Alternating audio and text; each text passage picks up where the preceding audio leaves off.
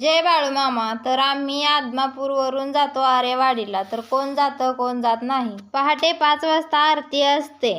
थंडी तर एवढी वाढले ना, आरतीला उभा सुद्धा राहा वाटत नाही. आरती चालू आहे आणि आमच्या मॅडमचं काय चाललंय बघा, मेंढीच्या पाया पडत होती. मग आरती झाली का समद्या देवांच्या पाया पडलो. ही बघा कशी तुरू तुरू माझ्या पुढे पुढे पळते. हे आहे मायका देवीचं मंदिर. इथे कुंकू आणि भंडारा मिक्स करून कपाळाला लावते. एवढं छान वाटतं ना कपाळाला लावल्यावर, मला एवढं आवडतं ना. मग तिथून गेलो कामादेवीच्या मंदिरात. कामादेवी म्हणजे बिरोबा देवाची पत्नी.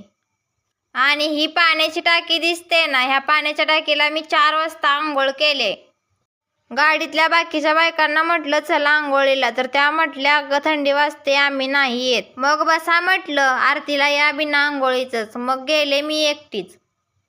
मग माझ्या आवडीचं चुडं घातलं. मला प्रचंड चुडं आवडतात. मी कुठे जरी देवाला गेले ना तर चुडं घातल्याशिवाय येत नाही. मग बायकांची खरेदी चालू झाली. घ्या म्हटलं, मी मागच्या वेळेस पाट घेतले होते. म्हटलं घ्या तुम्ही, तवर आम्ही थोडं बसतो. माझं पिल्लू चालून दमलं होतं. तिला एवढं भारी वाटतं ना, एवढी नाटके करते ना. मोबाईल चालू केला की हिचं चालू होतं नाटके करायला.